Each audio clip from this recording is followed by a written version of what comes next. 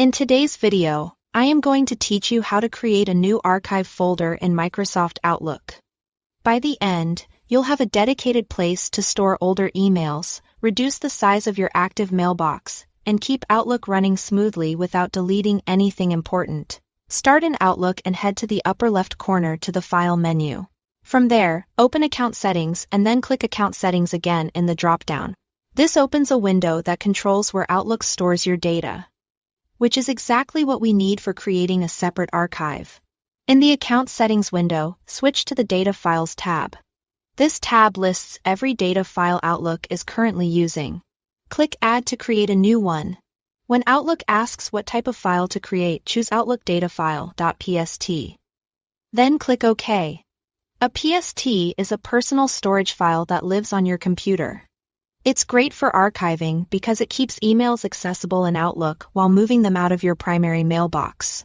Next, give your file a clear name such as My Archive, so it's easy to recognize in your folder list.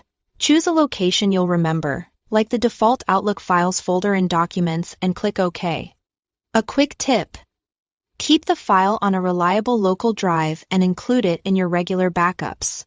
Because this is a local file, it won't follow you to other devices unless you copy it or back it up. You'll now see your new archive file appear in the Data Files list.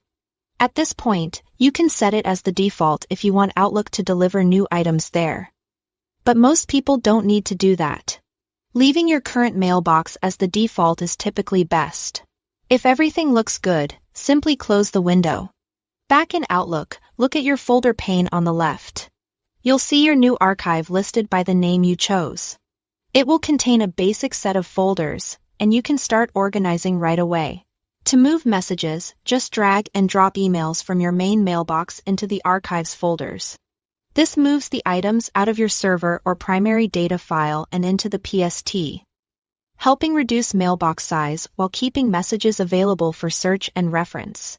If you ever need to reverse it, you can drag emails back to your main mailbox. That's it. Thanks for watching.